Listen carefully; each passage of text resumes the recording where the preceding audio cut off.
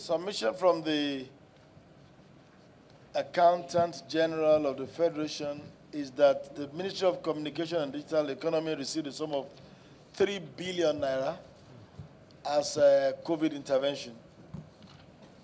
The ministry is here to explain to us how that sum was expended between the year 2020 and 2021. So I invite the Acting Permanent Secretary to please go ahead with his presentation. Our presentation. First, there is the list of contracts that are awarded against the 2022 COVID-19 intervention. That is the first list. The second one is contract awarded and the status against the contract awarded under 2021 COVID-19 intervention project. Unfortunately, they are not paged, but I think I get what you're saying. So you have two attachments. Yes, sir. The first one is serial number 1 to 33. Yes, sir. Okay, and then the other one has serial numbers 1 to 24. 24, yes, sir. Okay, so can you speak to the items quickly? Okay, so that we can highlight them. Yeah, just highlights, okay. Just the highlights. Okay. Starting from number 1. Okay, maybe, sir, with your permission, I will allow my director of Madam Procurement. Yes, sir. Yes, madam, you can. Yes, thank you. You're welcome. We received 3 billion, as correctly stated by the Office of the Accountant General of the Federation. These monies came in 2 tranches. The first tranche, as is in our document, was 1.5 billion in 2020, and the second was in 2021, another 1.5 billion.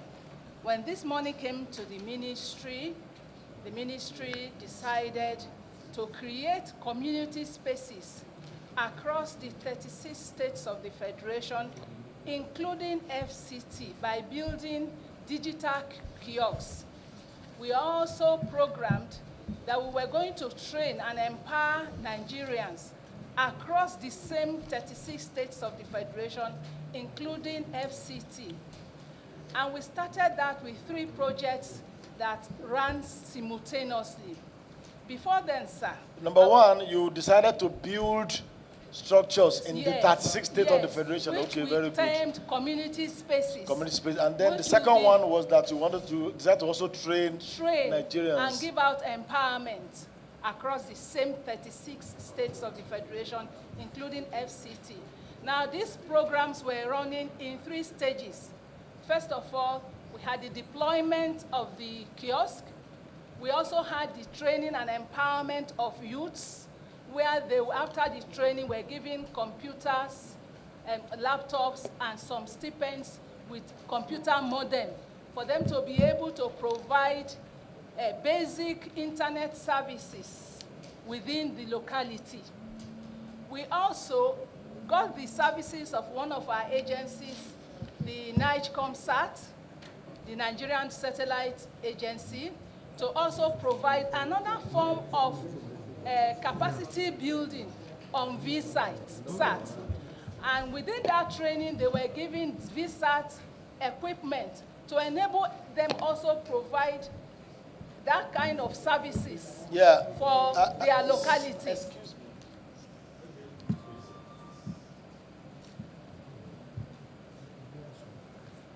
me. The general principle of the various procurement undertaken by your ministry, and they are very laudable initiatives. So let's go to the implementation of the initiative. Okay, sir. You have those contracts awarded, and if I can, like what we have here, like almost all are okay. No, well, a lot of them are completed. We have some that are incomplete.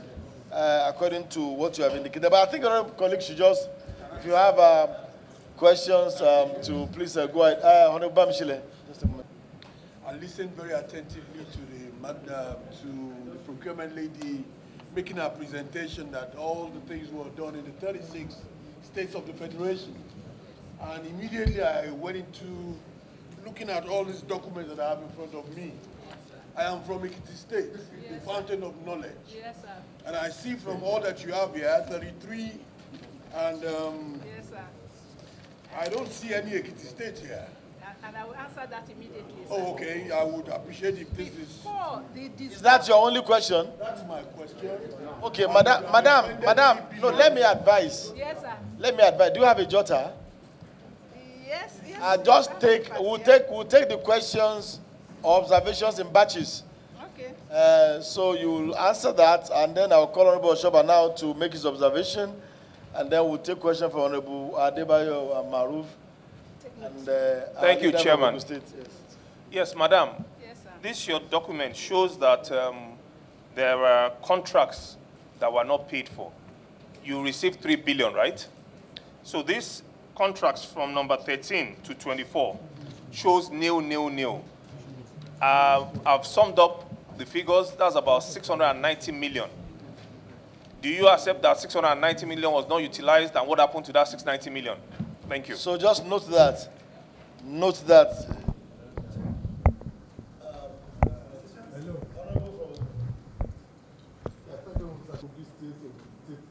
All the states. There's no way we can track all these projects. There's no any specific place we put there. Like I'm from Ogun State. Project in Ogun State. I can't even say this is where the locations of those projects are. You have to help this committee for us to track and ascertain that in actual sense these projects are done. Thank you very much. There will be visit to specific project sites where we're going to do value for money auditing. Certainly that will be done. But I don't want us to reduce it to state issues. Kwara, you done? I thought you wanted to ask a question. No? Mr. Chairman. Look at the previous submission. Sir? The previous submission, the agency will just engage the discharge. If you look at their submission, we're able to see some of their activities in details. This document is not detailed enough for us to be able to peruse. If you look at it very well, even aside all the... Madam, just take note of all those things. Take notes, and then when I call you, then you can speak. Okay, Oshun. Mr. Chairman, Honorable colleagues, having perused the pages of the document submitted as highlighted by the procurement officer, I couldn't see a space for Oshun on all these pages. I said let us leave this matter. No, we need to. Okay, not yet. Yes, sir. Thank you, Mr. Chairman. I'm just going to ask a very familiar question. Madam Procurement, you are aware of the Procurement Act. Very familiar with it. And this audit report that we are looking at relates to money released during an emergency. It comes under emergency procurement. Section 43 of the Procurement Act, sub 4, subsection 4, section 43. Of which act, sir? Procurement Act. Oh, okay. Says that immediately after the cessation of the situation warranting any emergency procurement, the procuring entity filed a detailed report thereof with the Bureau of Public Procurement, which have verified same, and if appropriate, will issue a certificate of no objection. Madam Procurement, can you furnish us with a certificate of no objection issued to you since 2021? Aerial tender, but that is one. Two, if you look at the submission from number 1 to 33, the contract sums were stated, award dates was equally stated, and all 33 contracts were awarded on the same day. And if you go to the second, let me quote the date for you. The date of the award was 24th February 2021. All the 33 contracts were awarded on the same day. Then if you go to the list of contracts awarded under 2021, that is the second standard, all the contracts were awarded in January 2022. And sir, if you look, what we're asking them is contract between 2020 and 2021. Why did they go ahead and award COVID-19 contract in 2022? And again, on the same date. As an accountant or as a manager of a bank, there is what we call split of vouchers. If we want to cover our ass, we now split the vouchers in order to cover the amount. We say, okay, 2020, 2020. At the end of the day, we can have 50, then we have 1 million. While our limit is just only, thank you. Finally, on this batch, just wait. Let's not bombard her with too many questions. Let's take the last one from here. When she finishes, then we'll go back. We'll come back to another round of questions, please. Yes, Deputy. The training you mentioned, when was it done? Because there was lockdown. So this training, when was it done? Asking when were the training components? Thank you, Honorable Chairman. Members. Before you go ahead, Madam, when did you resume as the procurement head in that agency, at that ministry? 2021, but before then, I was there as an assistant director. Okay. You are in the familiar terrain, so go ahead, ma'am. I think so, sir. Go ahead. Thank you, sir. Thank you so much, sir. Thank you, members of this distinguished committee. If you will allow me, the distinguished member asked about Ekiti State. Before we received the COVID-19 intervention fund, the Honorable Minister had introduced what we call the digital job creation. And that digital job creation, we had actually designed it to go around the states of the Federation as the monies are being released. Now, when the COVID-19 intervention fund came, and with the advice we had that came along with it, we now decided, the ministry now decided, that for this empowerment to go around, which was tailored along the same digital job creation, that the digital job creation fund and the COVID-19 fund should run pari passu along each other so that we can cover the whole states of the Federation. Therefore, in this presentation that we are making to this distinguished panel, Ekiti State was one of the states that was covered first under the digital job creation. So Ekiti State has the kiosk and has the training, along with FCT and I think Gombe State. Those were the first 3 states that were taken along with it. Move on to the next question, ma'am. If this is COVID-19, then Ekiti State is not going to appear here. But when you want move to the next question. You will see it, sir. Thank you very much, sir. Then the other issue about the 690 million that is outstanding, I think I would like the Director of Finance and Account to handle that aspect. Thank you. Okay, so the acting PH is also the Director of Finance and Account? Yes, please. Oh, he left out that part of the introduction. Madam, put off your own microphone.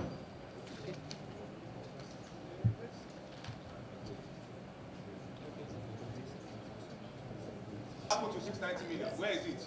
I am consulting with her because actually I wasn't there during those periods. So we are trying to... So she can help you now. Madam, where is the money? You can help him.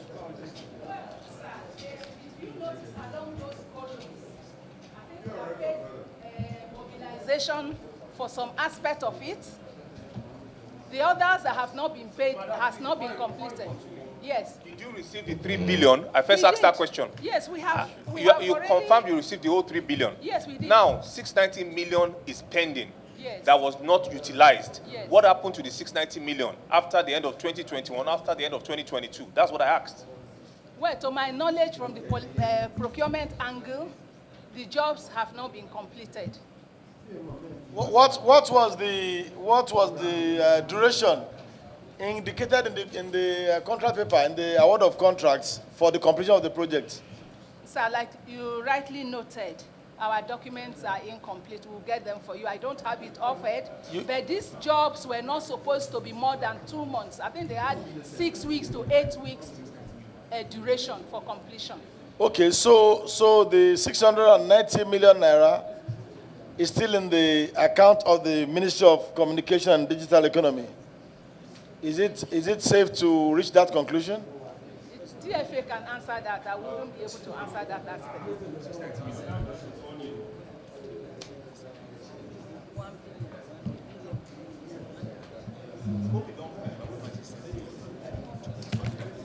Yeah? Sir, the contract duration is 4 weeks. Yeah. To be completed within 4 weeks? Yes, sir. In 2021? Yes, sir. And 2020 and 2021 and 2022 is still not yet completed as at November of 2023. That's interesting. So, Director of Finance, what's your response on the sum of 690 million naira observed to have been hanging? I will request the good permission of the committee to allow us go and look at the record completely, so that we see what is the how the hanging. Any other question yet unanswered on your list? Yes. Location. Your always use your microphone, please. I'm so sorry, and then sir. he can put up his. Yes, sir. The location of the projects that have been completed, we'll be very glad to give you the exact location. In fact, right now, the Honorable Minister is trying to put them to use, to commission them and put them to use for Nigerians. So you supply? Yes, we'll give you detailed address to those locations. Okay, that's fine. Next question, please, honorable colleagues, let's give her. I would also like to inform, please. Please, now let's give this madam. Yes, Honorable Chairman. Let her go through the questions she has, and then we can then ask another set. May I also inform you that this digital kiosks, when we were locating them, we also talked about security. So they are, all of them are located within the vicinity of NIPOST. No, don't worry. I mean, you have said you're going to give us that information. Move on to the next question. That's okay, the next question is that of Oshun. Yes, Oshun is there. We have constructed the digital kiosk, even the training in Oshun, along with our budget line, because like I told you, there are 2 budget lines, apart from the COVID-19, the digital job creation that is running pari passu. So in fact, some Osun State youths have just been trained in the last 1 week. I can authoritatively tell you about that. Yeah.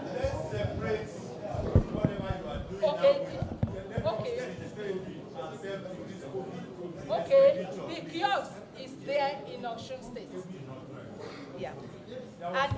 And you will furnish us with the location. May I go on, sir? Yes, sir. Yes, madam. On the area of emergency procurement, the Ministry of Communication and Digital Economy went through the procurement by direct procurement. So it was not emergency, where we applied to BPP for no objection to go directly to the service provider, as was in the law then under the COVID-19. Therefore, we went through all the processes. The only thing we did not do was, when you have to go through ADPAT, the timeline was too long for us to go through that. So we went through direct procurement. Direct procurement means they were handled by the ministry? No. Selective tendering, that's what you mean. Procurement, sir. No. So selective tendering is not direct procurement. We applied to BPP. You did, just wait, madam. Yes, sir. You did selective tendering. Yes, sir.